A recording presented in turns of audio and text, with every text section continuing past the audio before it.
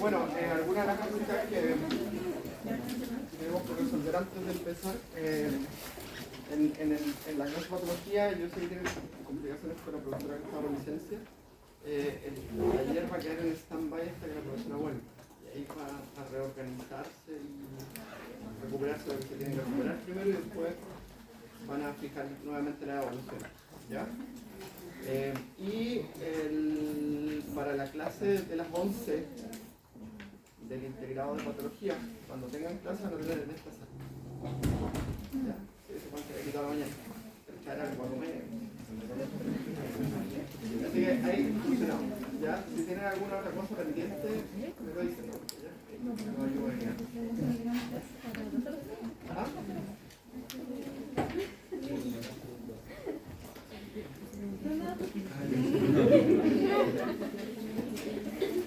Ya.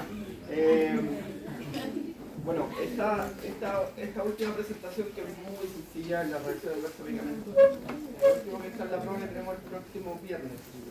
¿Ya? Bueno, la prueba, igual que todas las pruebas que te he hecho antes, la única diferencia es que es mitad desarrollo y mitad tecnología. ¿Ya?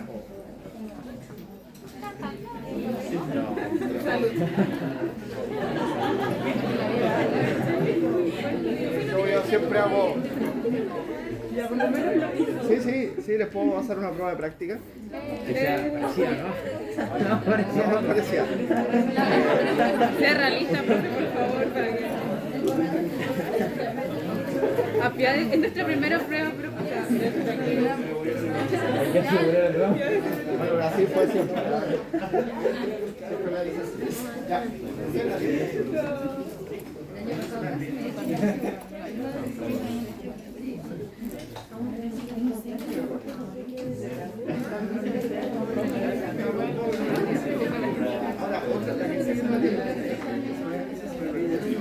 Me ocupa el peso. Perdón, se me fue a avisar. Yo no quiero. Ahí la noche esperando el pensamiento. Yo estuve todo el rato preguntando.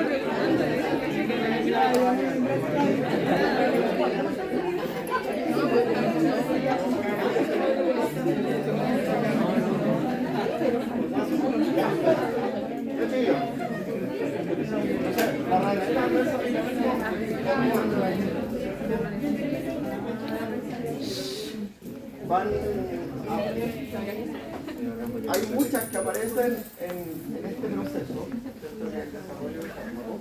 Sin duda que ahí aparecen, ¿cierto? Pero en su mayoría, cuando nosotros hablamos de las reacciones adversas a medicamentos, son consecuencia del propio mecanismo de acción del fármaco. O sea, uno dice, los antiinflamatorios producen molestias gastrointestinales porque su mecanismo de acción es inhibir la citoxigenasa, que es la que produce las prostaglandinas que protegen la mucosa gástrica.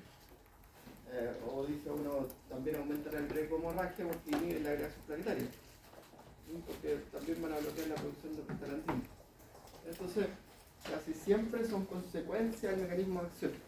Por ejemplo, los fármacos que potencian la sinapsis serotoninérgica, todos producen náusea y mareo y ganas de vomitar porque el sistema serotoninérgico tiene que ver con el mecanismo del vómito. ¿Ya? Entonces, es casi inevitable. ¿Ya? Ahora, cuando se hace en la fase del desarrollo farmacológico, ¿cierto? Que parte desde encontrar un agente químico que tenga propiedades farmacológicas, ¿cierto?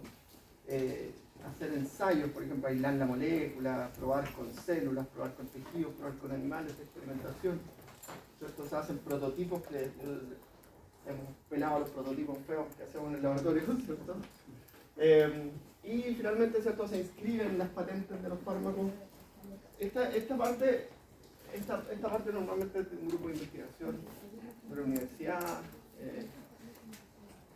muy financiado con muchos proyectos, ¿cierto? Y no hay todavía participación de individuos, ¿ya? ¿Cuándo empieza la participación? ¿Cierto? Aquí, en la etapa de desarrollo del fármaco, ¿cierto? Incluso específicamente en esta etapa, que son las fases 1, 2 y 3, en donde sí se prueba el medicamento en individuos sanos, y allí es donde se empiezan a observar inicialmente las reacciones adversas. ¿Ya? Ahora, las reacciones adversas, ¿cierto?, se clasifican en dos. Aquellas que se denominan reacciones de fase 1 o reacciones tipo 1, que son las que están asociadas al mecanismo de acción del fármaco. ¿Ya? Que tú, por la fisiología, vas a deducir que eso va a ser así. ¿Ya? O sea, si yo uso un anticolinérgico, puede tener sequedad de la boca. ¿Sí? Porque es el mecanismo de acción. Bueno, y otras que son reacciones que no son propias del mecanismo de acción del medicamento, ¿cierto? Pero que aparecen en el curso de la terapia. ¿Ya? Y esas, ¿cierto?, normalmente se clasifican como reacción idiosincrásica, reacción paradojal, reacción alérgica, ¿cierto? Que son, no están asociadas al mecanismo de acción, pero desarrolló un complejo de Laptenio, porque es como la reacción. Tú has escuchado que hay mucha gente que es alérgica a la penicilina. ¿Sí? Bueno, la penicilina nuestro cuerpo la reconoce como un antígeno. Ahora no es nuevo, pero eso, como la penicilina es tan antigua que antes era como una novedad. Ahora, hoy día pensarlo es como lógico, ¿cierto? Si viene, se sintetiza a partir del hongo, nosotros tenemos sistemas de reconocimiento de receptores asociados a patógenos que lo pueden reconocer y forman un complejo antígeno-anticuerpo que se depositan en los diferentes tejidos. Ya se llama complejo de Laptenio. El fármaco es reconocido como un antígeno. Bueno, pasa con la penicilina, pero también pasa con muchos fármacos. ¿Ya? Se llama complejo de Laptenio, con H. ¿Cierto? Entonces, lo que ocurre aquí es que el fármaco, ¿cierto?, es reconocido por anticuerpos y forma inmunocomplejos. Y usted sabe que donde se deposita un inmunocomplejo se desarrolla un proceso inflamatorio. ¿Ya? Bueno, todas esas reacciones, ¿cierto?, tienen que ser notificadas por los investigadores en las distintas etapas.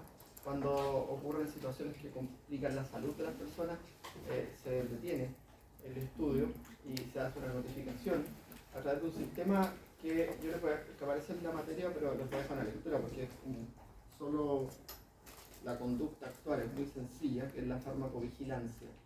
¿Ya? Una lectura bien sencilla, fácil de digerir, que es un sistema en el cual ustedes tienen que ingresar y ir registrando, ¿cierto?, los datos del medicamento que van usando, y eso lo hacen desde esa etapa los investigadores que están asociados a esto, y después en estas etapas lo hacen ustedes cuando están trabajando y observan reacciones adversas de medicamentos que no están documentados. Por ejemplo, hay con las sulfas, que es unos medicamentos, no sé si conocen la nitrofurantoína, que se usa para infecciones urinarias, puede producir úlceras bucales. Como que uno dice, oye, pero si es un fármaco que afecta el metabolismo intermediario de las bacterias, ¿cómo va a producir úlceras bucales? Es una reacción paradojal. ¿Ya?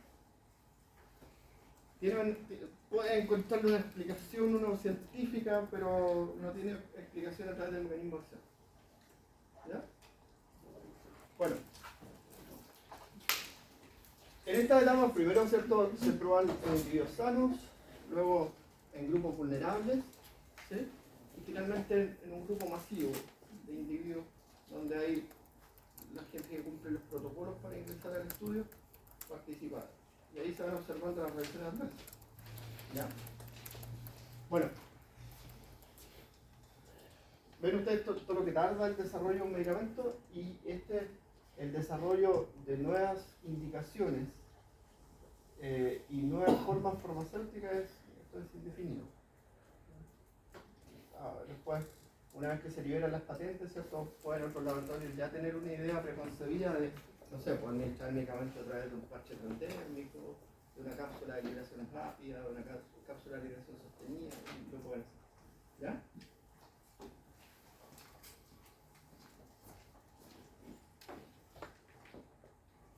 Bueno, ¿cuáles son las razones que impiden que los fármacos sean absolutamente seguros? Están ahí enumeradas, ¿cierto? Primero, la selectividad. Esa selectividad relativa, que sobre todo en el primer grupo farmacológico que vamos a estudiar, ¿cierto?, es muy complejo de establecer por el fármaco del sistema autónomo. por más que dé un fármaco beta selectivo para los receptores respiratorios, para producir broncodilatación, probablemente va a provocar taquicardia en un grupo de pacientes, en un grupo grande de pacientes. ¿Ya? Entonces, con el salbutamol, que parece tan inocuo, en algunas personas le complica mucho porque produce taquicardia. ¿Ya?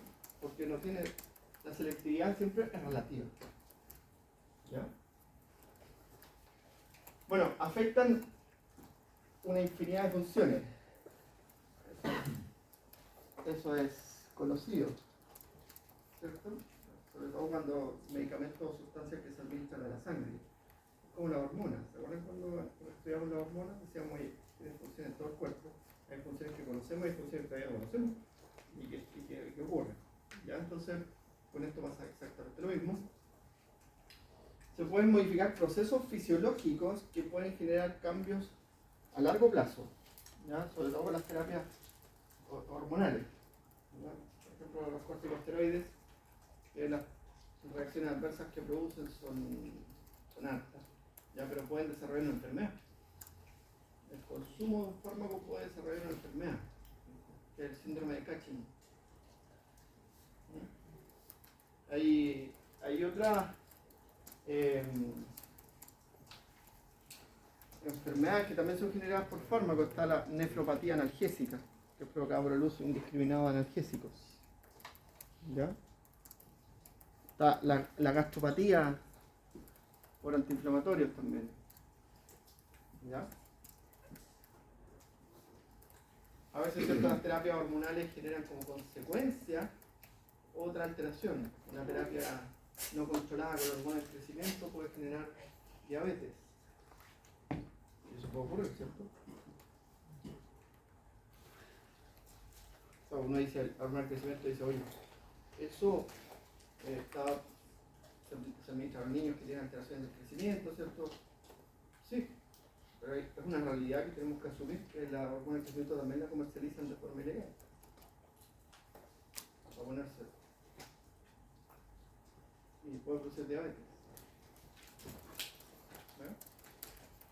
El uso indiscriminado de corticosteroides puede producir diabetes tipo 2 también. ¿Ya?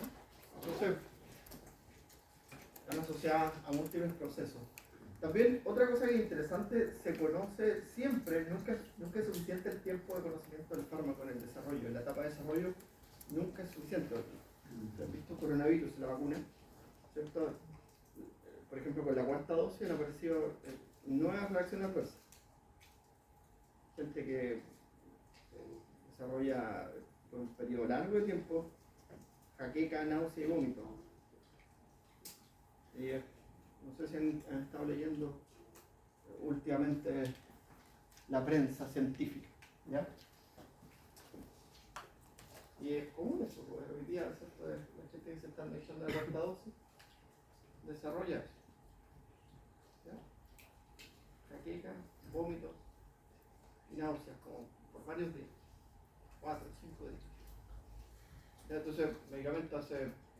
Todos veníamos súper felices, nos veníamos poniendo todas las dosis, ¿cierto? Nomás te dolía el brazo, desarrolláis síntomas que son asociados. Uno dice, oye, mover el brazo sí, produce inflamación.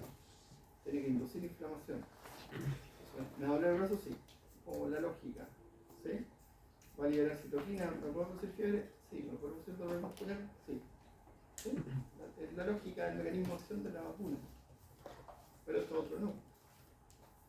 ¿Ven? Entonces, esas cosas. Y conocimiento insuficiente del fármaco. Se desarrolló en un periodo extremadamente crítico de tiempo. ¿Sí? Bueno, y con todos también, pues, hoy día aparecen nuevos descubrimientos que asignan a veces funciones a fármacos que antes, hay fármacos que se han ido como eliminando y van retomándose para otras cosas. Por ejemplo, casi todos los fármacos antiepilépticos se usan para el tratamiento del dolor crónico.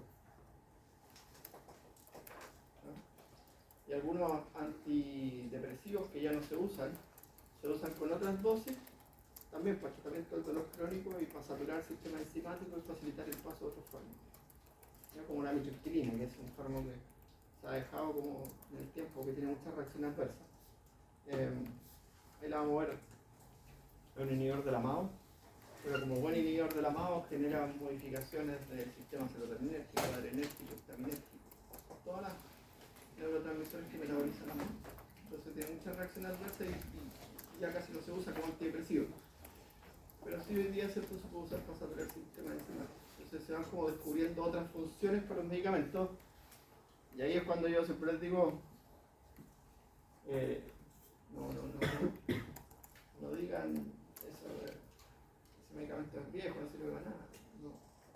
Va a servir para algo seguro en algún momento. ¿Ya? Bueno. La genética, ¿cierto? Es súper importante, la variabilidad genética en la respuesta. ¿Ya? Desde el punto de vista genético uno puede tener modificaciones en la absorción, modificaciones en el metabolismo, modificaciones en la eliminación de los compuestos, ¿cierto? Y eso puede condicionar la aparición de más o menos reacciones adversas. ¿Ya?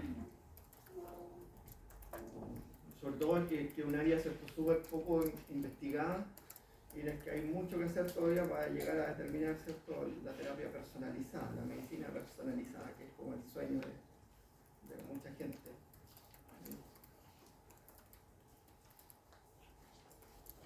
Bueno, la administración, la forma de administrarlo también, ¿cierto?, que es variable.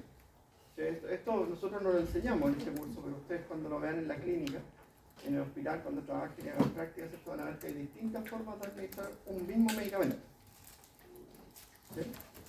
Algunos, por ejemplo, la terapia de corticoides, algunos hacen la terapia con intervalos, como día por medio, otros hacen una semana de carga, una semana de descanso, otros hacen 3 semanas de carga con una de descanso, otros hacen una terapia de ataque inicial, y así todo. Y eso, ¿por qué están haciendo esos cambios? Porque aparecen reacciones adversas. Entonces hay que ajustar la terapia a las necesidades del paciente. ¿Ya? Las terapias con insulina también son muy variables. En algunos, ¿cierto?, les dan insulina de acción rápida. Después, durante el día, se ponen otra insulina que es de acción intermedia. Y hacen como... Hay esquemas terapéuticos que son diversos en la insulina. ¿Ya? Tú puedes dar una insulina de acción rápida y después una insulina de acción prolongada. O una insulina de acción rápida. O a veces, ¿cierto?, insulina de acción rápida y en la tarde una insulina de acción prolongada. ¿Ya? Prescripción irresponsable, ignorancia y mal uso, ahí estamos todos, ¿cierto? Ahí estamos todos. En prescribir de forma irresponsable un medicamento, ¿cierto? Ahí hay que tener mucho cuidado, y yo siempre soy crítico con esto, y ya tengo 40 años y no me interesa mucho pelearme con nadie. Sino que más bien decir lo que es una realidad. Hay muchas profesiones que prescriben medicamentos para los... Primero, que no tienen la posibilidad de prescribir. ¿Quiénes tienen la posibilidad de prescribir? Te lo deben saber, ya te lo convido. Los médicos, las matronas, pero las matronas restringidas a fármacos anticonceptivos. ¿Sí? Los veterinarios, los dentistas. Los dentistas también restringidos a fármacos analgésicos y antibióticos. ¿Ya? Bueno, pero tenemos kinesiólogos prescribiendo medicamentos, tenemos enfermeras prescribiendo medicamentos, enfermeros prescribiendo medicamentos, tecnólogos prescribiendo medicamentos, fonoaudiólogos prescribiendo medicamentos, terapeutas prescribiendo medicamentos. Porque la recetita, ¿cierto?, aguanta todo. Y en la farmacia te piden la recetita, ¿no? De hecho, ustedes, no sé si han ido alguna vez, yo iba a comprar medicamento a la farmacia sin receta y te piden llenar un formulario que, pero lo puede llenar cualquiera.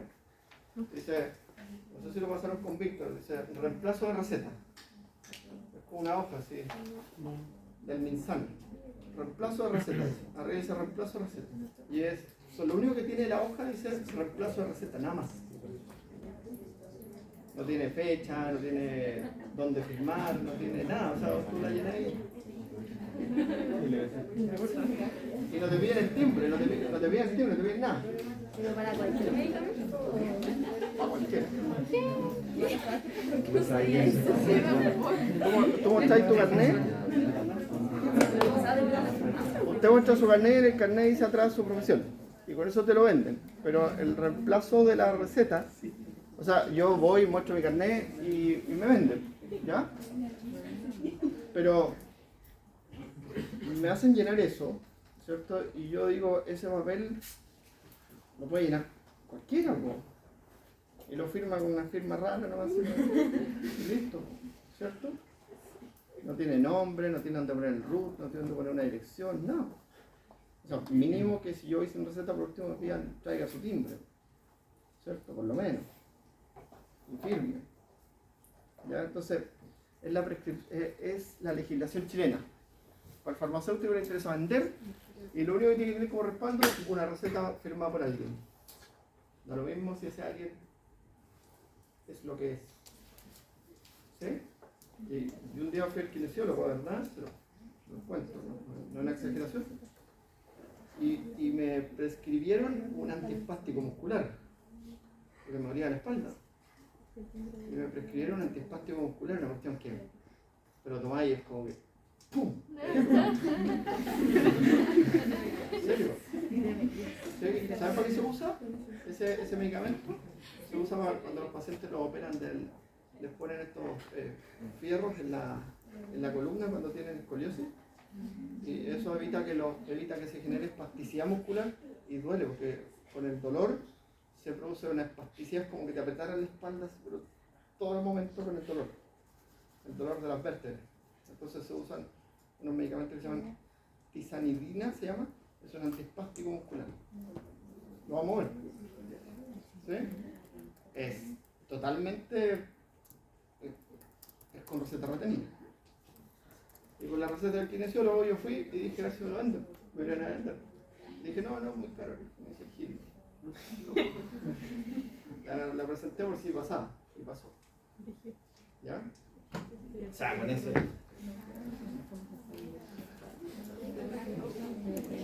Bueno, y eso es un problema, es una realidad chilena. Ya, una realidad en Chile, porque, ¿sabes por qué? Porque básicamente a la farmacia lo único que le hacen es que le van a pasar una multa económica. Entonces tú puedes ir hoy día y le dices al farmacéutico, me voy a vender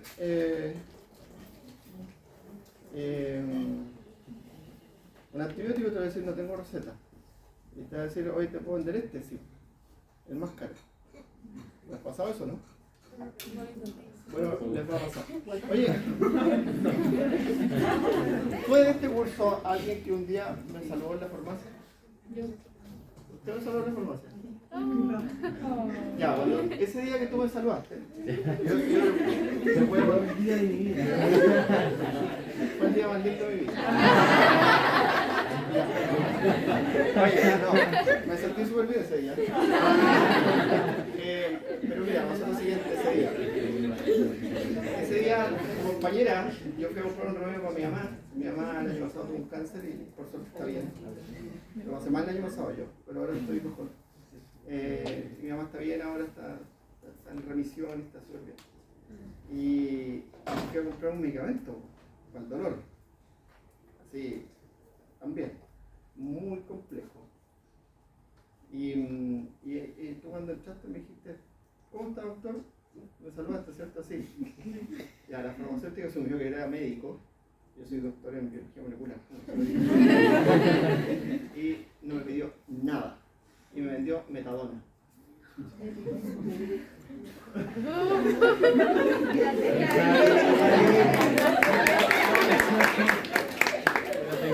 Oye,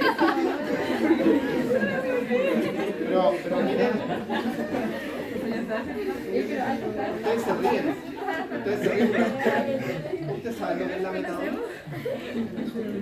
¿Saben lo que es la metadona? Bueno, seguramente en alguna serie han escuchado la oxicodona. En Doctor House. Es un opioide. Y me lo vendieron sin nada. Todo. Débito efectivo. Nada más. Lo van a buscar para atrás, unas cajas que los tienen guardados especial porque no son medicamentos que lo compre todo el mundo. No me pidió nada. ¿Ves? Entonces yo voy a montar la imagen y ir a comprar metadona. Ya. Es un medicamento que produce tolerancia, dependencia, adicciones. Es terrible. ¿Sí? Es para el dolor intenso. ¿Ya? Y yo llevaba mi recetita, que era la receta cheque, que seguramente les pasó al doctor, que se tiene que quedar ahí, que tiene que quedar con una fotocopia de mi carnet, ¿cierto? ¿Se acuerdan? ¿Lo vieron con el doctor eso? No me vieron nada. Yo que así lo dije. Estamos en Chile. Bueno, en otros países de Latinoamérica yo he comprado muchas veces medicamentos y no te piden nada, ¿ya? Para comprar corticoides, antibióticos, ni esa cosa, ¿ya? Lo compráis ahí en la góndola, en el pasillo, están ahí. Ya. Bueno, la definición de la OMS es cualquier efecto perjudicial o indeseado que ocurre tras la administración de una dosis de fármaco para prevenir. Pero eso es lo importante, mira, de una dosis de fármaco, ¿ya? Porque esto excluye la intención de autolisis. La excluye. O sea, si yo me tomo todos los medicamentos para suicidarme, no se considera reacción adversa. ¿Ya? Bueno, entonces, con excepción del abuso de los mismos, la sobredosis accidental, intencional o el fracaso terapéutico, ¿cierto?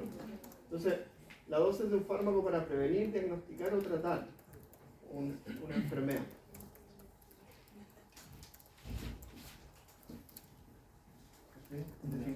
¿Definición de qué?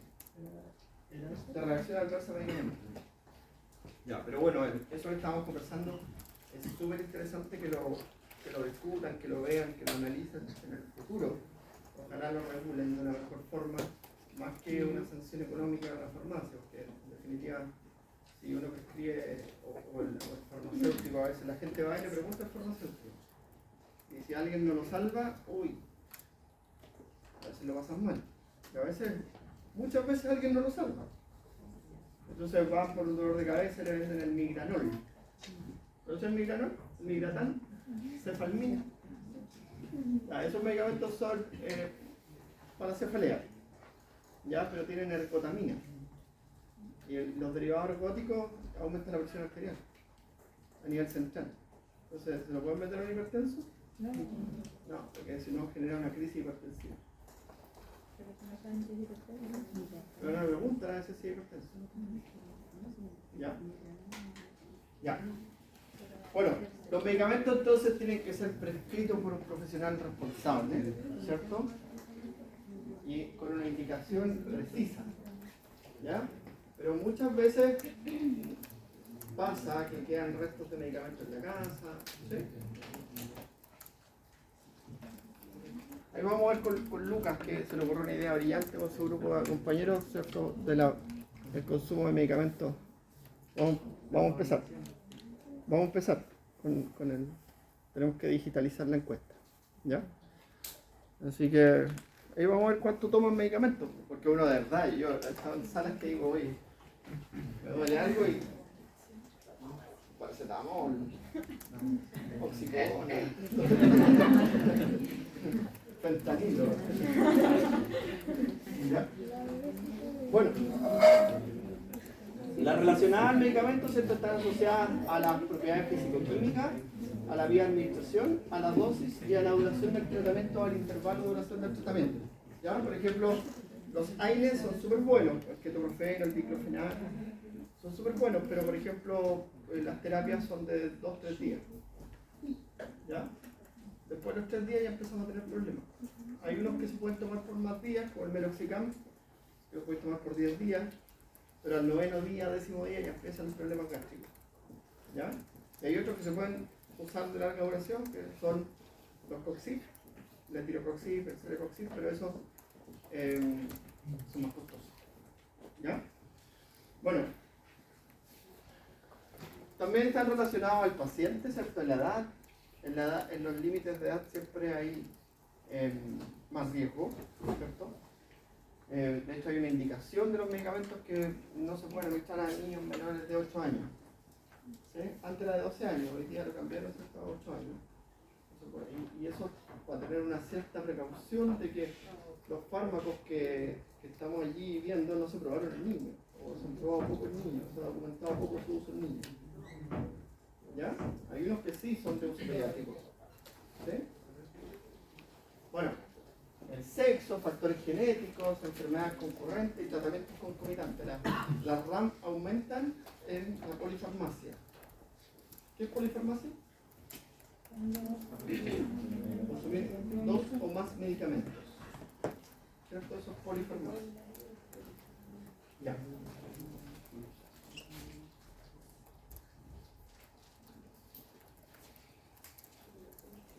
¿Se acuerdan de esto? Porcentaje de la respuesta y la dosis efectiva. ¿Ya? Y ahí tiene la dosis letal. ¿Ya? Dosis efectiva 9, ¿qué significa?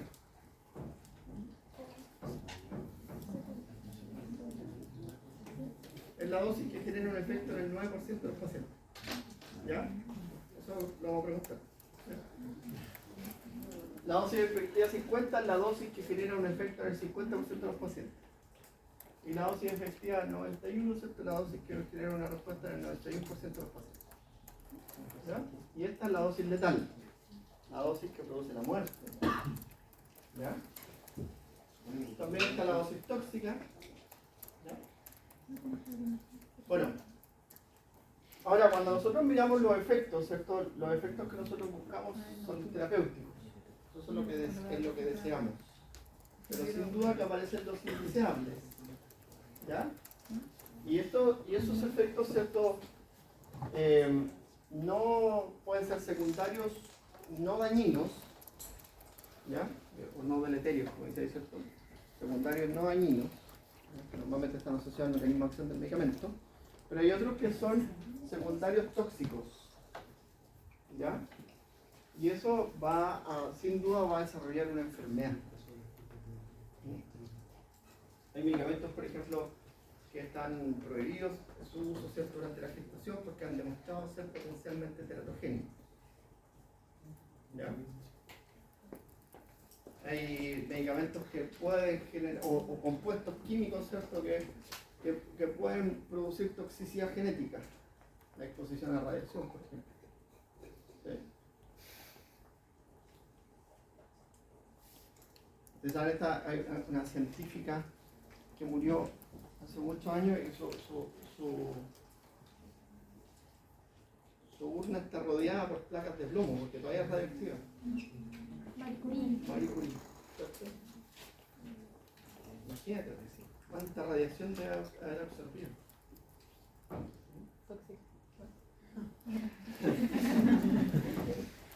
No sean así con Marie Curie.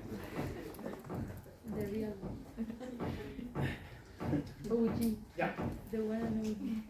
Las reacciones adversas son condicionantes de la terapéutica por todos estos puntos que están aquí. ¿Ya? Entonces, por ejemplo, siempre hay que asumir que ningún medicamento es completamente inocuo, ni el oxígeno. ¿Ya? El oxígeno puede producir toxicidad. ¿Sí? En concentraciones normalmente sobre el 60% produce toxicidad de la vía aérea, irritación, quemadura de la vía aérea, el oxígeno. ¿Ya? Bueno, siempre van a estar más presentes en aquellos que tienen más enfermedades y que reciben más fármacos a la vez. ¿Ya? Siempre hay que preverlas, por eso que tenemos que saber fármacos. ¿Ya? Para poder prevenirlas. ¿Ya? Aquí es súper importante. Yo siempre he tenido una pugna con la escuela, es la pugna oculta, de que ustedes aprendan fármacos. Porque si no, ¿qué terminan aprendiendo? Nombres comerciales de fármacos. Y no saben el principio activo, no saben cómo actúa el fármaco. Yo me acuerdo años atrás, le hice una clase una vez con quinto, no sé. Hice una clase y les preguntaba, ¿qué hace la metformina? Y me decían, baja la glucosa. Y le decía, no, ¿qué hace la metformina? Baja la glucosa, enojado, me decía yo, cuando llegué a esta universidad tenía 26 años. era un niño todavía, y los que le hacía clase tenían como 24. Entonces era una pelea así que gallo. Y no, pues la metformina, el mecanismo de acción que hace la metformina.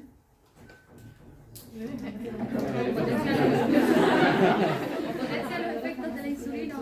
Sensibiliza los receptores, ¿cierto? De la insulina a la insulina. Entonces se une al receptor de insulina y aumenta la afinidad por el receptor. Eso hace. Pero no baja la glucosa en sangre. Esa es la consecuencia, ¿cierto? Aguante Santa Rosa. Sí, entonces esas cosas son súper importantes. Ya entender el mecanismo de acción, entender la reacción adversa, asociar el mecanismo de acción con la fisiología, que es súper importante. Súper importante.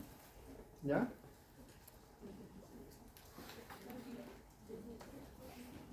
Y ahí yo siempre soy crítico en eso. Yo una vez me pasó que necesitaba un medicamento y no había el medicamento. ¿Sí? Fue tiempo atrás. No era tan fácil como ahora que uno hace. ¿Cierto? Y llamé y pregunté y dije, oye, este medicamento no está, entonces pucha, dame una alternativa. Llamé al médico o médica, ¿cierto? Y me dice, pucha, espera un rato. ¿Qué hizo en esa hora? Ah, mira, cuál era el principio activo del medicamento. Lo había prescrito tantas veces que no sabía ni qué era el medicamento. Sabía que era bueno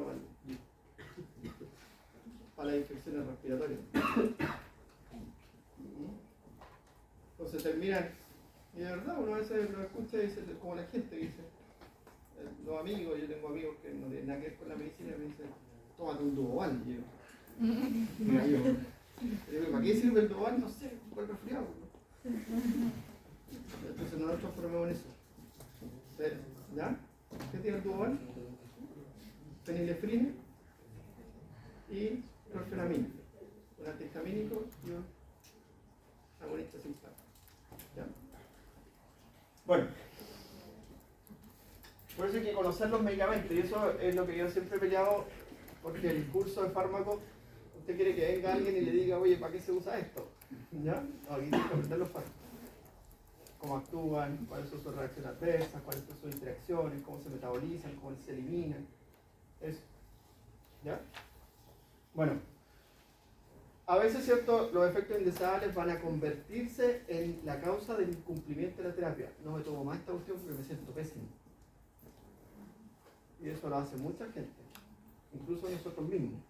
Si uno toma algo y te dice algo te hace sentir mal, uno dice, no, no quiero tomar. ¿Cierto? O a veces pasa con la terapia antidepresiva. Son tan largas las terapias antidepresivas y lo pasan tan mal, siempre que lo están tomando. Hay gente que tiene muy mala tolerancia a los medicamentos, náusea, vómito, dolor de cabeza, ¿ya? Irritabilidad más frecuente, que la gente no la quiere tomar. Y dice, oye, pucha, me tomo esta cuestión hace 3 meses y no pasa nada. Y ahí viene usted y le dice, oiga, pero es que esto no le va a pasar nada todavía, le va a pasar algo como a los 6 meses, al año que esté tomando estos medicamentos. Antes no le va a pasar mucho más que las reacciones adversas. ¿Ya? Bueno, a veces, ¿cierto? Se convierten en otra enfermedad las reacciones adversas y terminan sumando un nuevo medicamento. ¿Ya? Hoy día existe una asociación de tramadol con metoclopramida, porque el tramadol produce náusea y vómito, entonces viene asociado con metoclopramida, que es un antiemético. ¿Ya? O también existe la asociación de tramadol con ondansetron, también un antiemético. ¿Ya?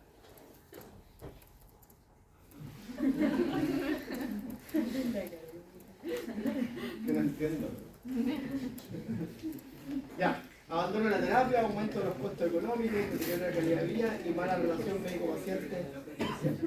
¿Ya? ¿Cuáles son los grupos que más producen RAM? Son los que más se usan. ¿Ya? Los antibióticos, los antiinflamatorios y los fármacos cardiovasculares. Fármacos cardiovasculares son los que más se usan con los antibióticos y los AINES, los antiinflamatorios no esteroidales. ketoprofeno, paracetamol, ibuprofeno, ¿ya?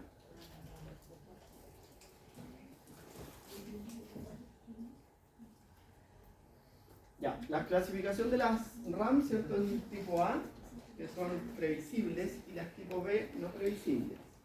¿Ya? Tipo A, ¿cierto? Son propios del mecanismo de acción del medicamento, ¿ya? Son súper comunes. Todos los medicamentos tienen reacciones adversas, algunos no, pero son un grupo chiquitito, los que no se absorben normalmente. Por ejemplo, los corticoides inhalados en su mayoría no se absorben, ¿ya? Y se pueden usar por un tiempo prolongado y casi no tienen reacción adversa. Pero sí tienen reacción adversa ahí donde se absorbe, ahí donde lo administramos. Entonces, por ejemplo, usted le dice, oye, vamos a darle este corticoide inhalado, ¿cierto? Usted lo puede usar por varios meses, ¿sí? Pero cuando lo use, tiene que lavarse los dientes. Muy bien lavado, y enjuagarse, ojalá con una enjuague de boca la boca, porque si no se le va a llenar la boca de cándida. Candidiasis bucofaringias, como lo típico de los corticoides inhalados. ¿Sí? Porque inmunosuprimen. ¿Ya? Hay otros, por ejemplo, el hipatropio, el piotropio, que son los fármacos para el EPO, que no se absorben nada y actúan en el epitelio respiratorio. ¿Ya? Pero igual produce una reacción adversa con el uso continuo, porque el depósito de esos compuestos en la vía aérea empieza a irritar en un momento y empieza a producir tos. ¿Ya? Ya. Bueno, ahora, el efecto, ¿cierto? Por ejemplo, hipotensión con antihipertensivo en una sobredosis. ¿Ya? El efecto colateral, somnolencia por antihistamínicos. Otro efecto colateral, tos, ya que hay destrucción, con antihipertensivo. Los IECA, el enalapril, ¿cierto? El captopril producen tos. ¿Y eso es parte del mecanismo de acción? Tos con antihipertensivo, ¿es parte del mecanismo de acción? Es porque no metabolizan la bradicinina, entonces la bradicinina estimula la vía aérea. ¿Ya? Entonces es parte del mecanismo de acción. ¿Ya? Porque uno dice, eso es como pregunta fija. ¿Ya? Si es una reacción tipo 1 tipo 2, tos con antihipertensivo. Es antihipertensivo, tos. Pero si saben fisiología, como saben ustedes. Ya. Esta ya la comentamos, ¿cierto? La interacción entre medicamentos, ¿cierto? Por ejemplo, teofilina con los macrólidos, hay interacción. ¿Ya? Esos son los macrólidos, un grupo de antibióticos. ¿Sí? Y la teofilina es un agonista simpático, de acción indirecta, que se usa para producir broncodilatación. La toxicidad de la teofilina es altísima. Entonces, como se usa para inducir broncodilatación, pero como último recurso. ¿Ya?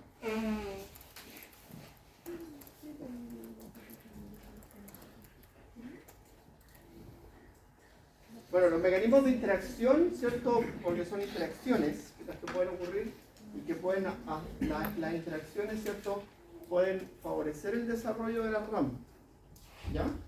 Ahí tenemos, ¿cierto? De la farmacocinética, ¿cierto? Por ejemplo, que interactúan en el mecanismo en el metabolismo, que se metabolizan por la misma enzima, entonces uno de los dos medicamentos va a tener más reacciones adversas, ¿cierto? Eso ya lo comentamos en algún momento. En la distribución, que se afecte, ¿cierto? Que se depositen algunos tejidos, que tenga afinidad por algunos tejidos, como por ejemplo los aminoglicosios que tienen afinidad por el tejido urinario, ¿ya? Las fluoroquinolonas que tienen afinidad por el tejido retiniano y bla bla bla bla, ¿ya? O los anestésicos generales que tienen afinidad por la grasa. Que afecten su absorción, cuando se absorben por proteínas de transporte y se saturen, o que afecten su eliminación. ¿Ya? En la farmacodinamia, ¿cierto? Puede estar, ¿cierto? Los mecanismos de interacción química pueden generarse en el receptor o fuera del receptor. ¿Ya? O sea, que puedan unirse a otro receptor por afinidad y generar una respuesta. Pasa mucho con la terapia inmunológica. Ya hoy día hay un desarrollo en el mundo de las terapias inmunológicas, las terapias con anticuerpos. Y el gran problema que tiene las terapias con anticuerpos es la afinidad. Que tienen afinidad a veces por otros tejidos y desarrollan respuestas en otros tejidos. ¿Ya? Bueno, las interacciones químicas, ¿cierto?, pueden ser aditivas, sinérgicas, de potenciación o de antagonismo. ¿Ya? El antagonismo vamos a pasar a esto, pero el antagonismo funcional, ¿cierto?, el antagonismo químico, el antagonismo de disposición o el antagonismo del receptor. ¿Ya? Eso pues, básicamente se entiende relativamente. Pero esto, mira, aditivas, ¿qué quiere decir que sean aditivas?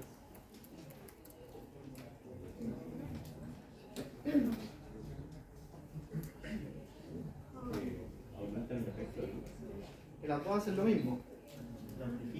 Ya como cuando mezclan los antihipertensivos. Se trató de usar IECA, inhibidores de la enzima convertida en angiotensina, con antagonistas del receptor de angiotensina, con los ARA2. Se trató y se observó que tenían una interacción aditiva que provocaba ciertos problemas graves de hipotensión. Porque ambas producen lo mismo, solo que a través de distintos mecanismos, se suman. ¿Ya? Sinérgica es que una facilita la acción de la otra. Por ejemplo, en los sedantes con los analgésicos opioides, ¿ya? Los sedantes neurolépticos se potencian con los analgésicos opioides y producen algo que se llama neuroleptoanalgesia. ¿Ya? Y eso hace que el sedante sea más sedante y el opioide sea más potente como analgésico, pero eso también potencia las reacciones adversas. Entonces tienden a producir más depresión cardiovascular, más depresión respiratoria, más hipotermia y más hipotensión. ¿Ya? Potencia. A ver si estudiaron. Carlos me dijo que habían pasado súper bien en el taller que preparó y aprendieron un montón. ¿Aprendieron, no? Eso me dijo Carlos. Él tiene una voluntad tremenda, así que... Ahora yo tía, ¿cierto? Ya, ¿qué es potencia? El doctor. ¿Qué es potencia? Nosotros hablamos de potenciación, ya saben el término farmacológico, ¿cierto? En estos dos nosotros hablamos que aumentamos la eficacia, ¿cierto? Pero aquí aumentamos la potencia. ¿Qué significa eso? ¿Ah? No, eso no. ¿Ya? Se dice que es más fuerte, nunca más. ¿Qué tarda más rápido en producir? O sea, demora menos en hacer efecto. Hay algo, ¿cierto?, que hace que el fármaco demora menos en hacer efecto. ¿Ya? Ya.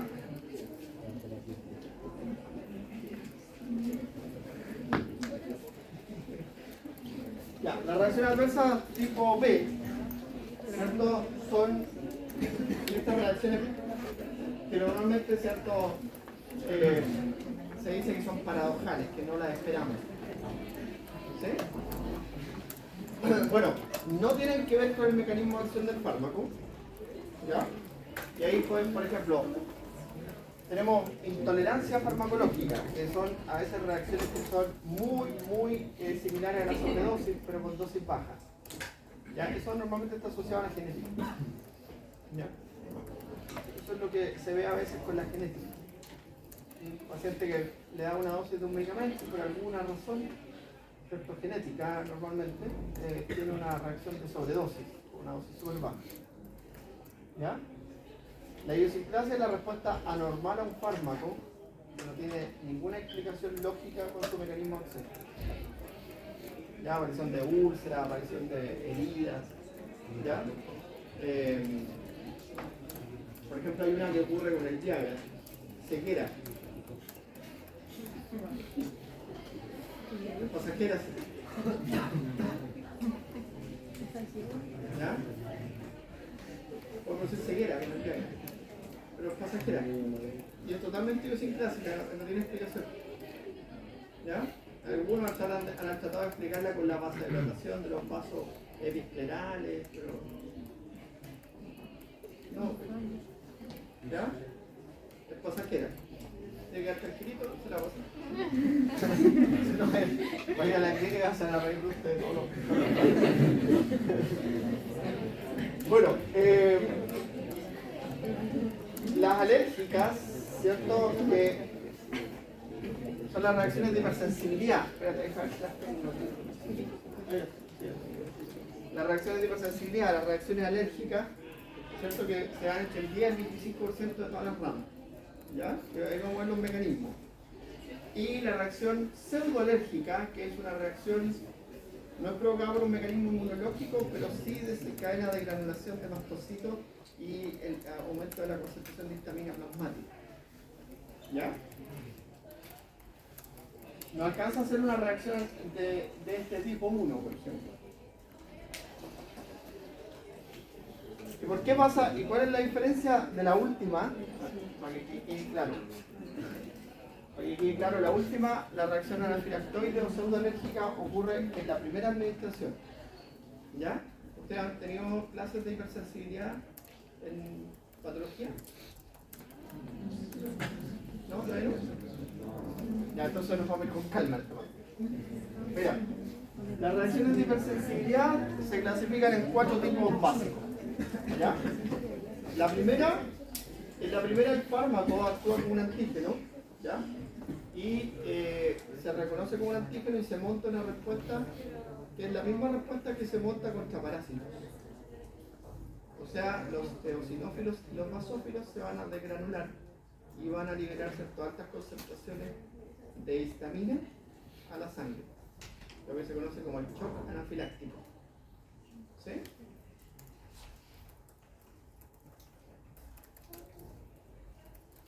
Y eso se conoce como el ataque alérgico, que produce obstrucción respiratoria, taquicardia, hipertensión.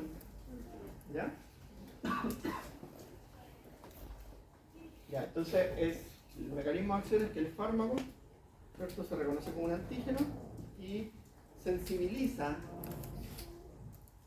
a nuestro organismo. En la primera administración solo se sensibiliza y hay una reacción pasajera. ¿Ya? Solo se sensibiliza. ¿Por qué? Porque en la primera reacción se tiene que sobreexpresar la inmunoglobulina E para el fármaco, que es la que lo va a reconocer en la reacción de fase 2 o la reacción secundaria. Acuérdense de inmunología. Vamos a hacer un repasito chiquitito.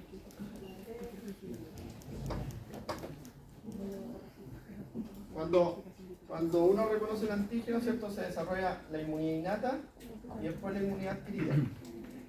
¿Cierto? En este momento, ¿cierto?, se secretan IgM, pero aquí sí IgG específica. ¿Ya? Si, dependiendo del antígeno, ¿cierto?, hay un cambio de isotipo de anticuerpo, y en este caso, ¿cierto?, para una reacción alérgica es la migración a IgE, ¿cierto?, que se va a... El receptor de IgE se va a expresar en los eosinófilos y en los basófilos. ¿Ya? El receptor Fc para la IgE. ¿Ya? Y eso va a montar una reacción que va a cursar con liberación de histamina, ¿cierto?, liberación de gránulos tóxicos de los eosinófilos, ¿cierto?, que son neurotóxicos, pero una reacción menor. ¿Sí? Pero en la segunda exposición, esto va a generar una reacción de este tipo. Y esa reacción es rápida. No requiere esta fase de aprendizaje. Porque esto dura normalmente 14 días. Y esta reacción ocurre en un día o de forma inmediata. ¿Ya?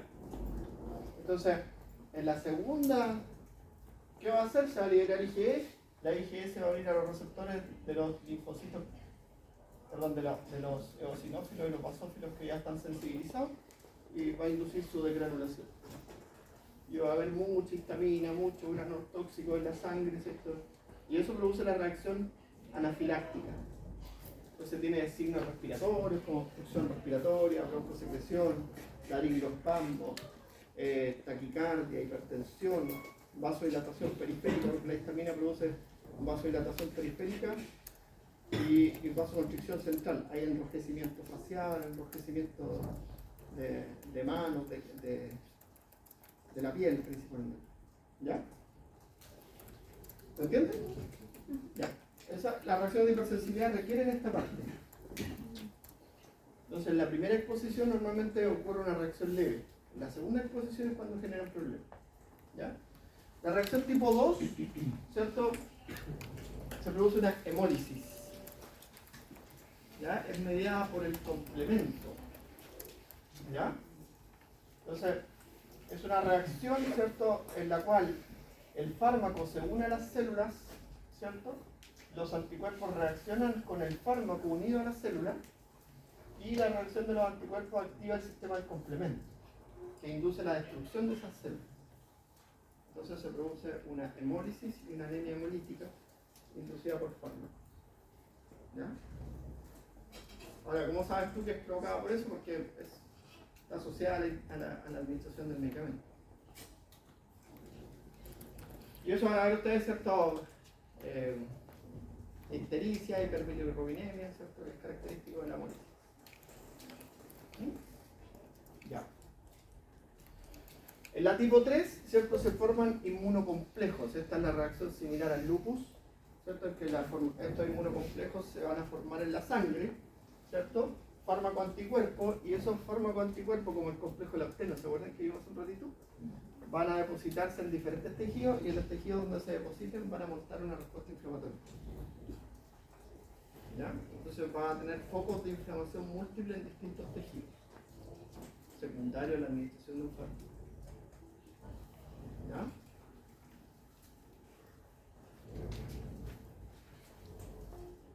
Y la tipo 4 se conoce como la hipersensibilidad retardada, la reacción de hipersensibilidad retardada.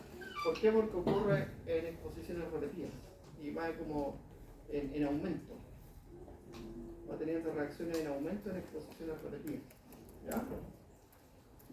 ¿Qué es lo que hace el fármaco? Se combina con proteínas de algunos tejidos, ¿cierto? Y los sensibiliza. ¿Ya? Y eso, ¿cierto? Los linfocitos T reaccionan contra esas células sensibilizadas y las destruyen.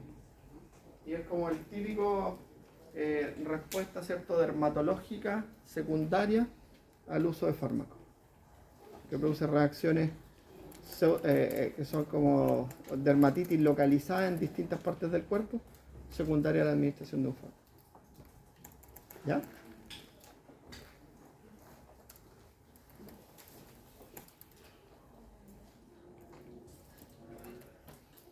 Bueno, esta es la clasificación de Rawlings y Thompson, ¿cierto? Que las divide las reacciones tipo A y las tipo B, ¿cierto? Habla de que la primera, ¿cierto?, se predice por el mecanismo de acción del medicamento, es dosis dependiente, ¿cierto? Y normalmente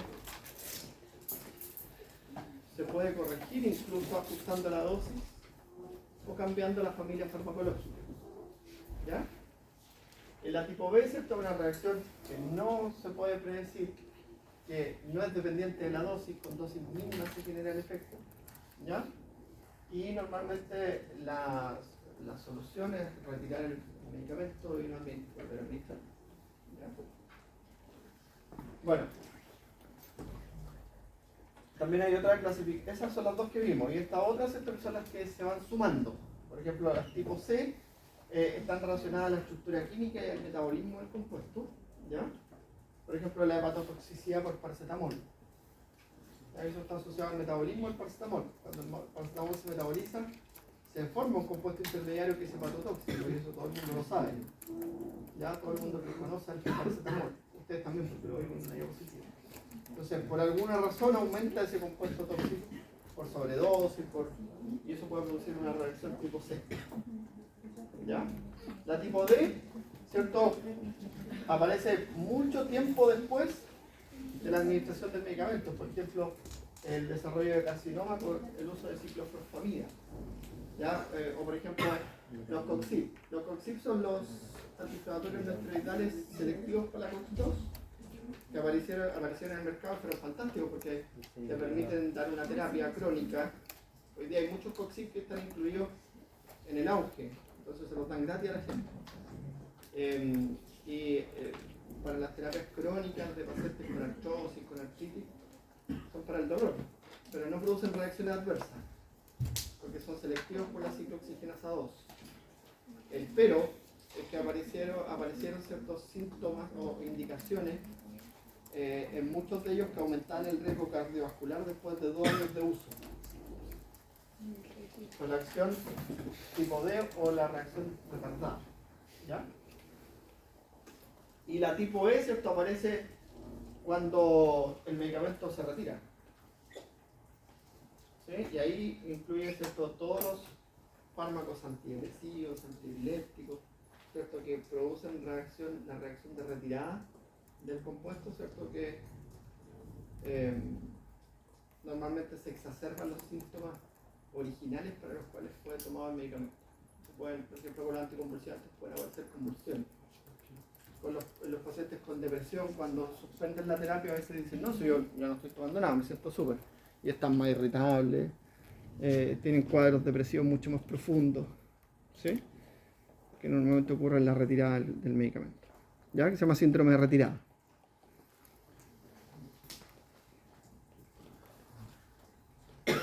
¿Y hagamos un recreo? Quedan dormidos. Fue justo y necesario. Ya hasta a las 10, porque lo otro es solo una introducción al sistema nervioso, a los fármacos del sistema nervioso, y que los vamos a empezar a ver la próxima semana. ¿Ya? Entonces, la clase que viene ahora no estaría en la prueba de la No.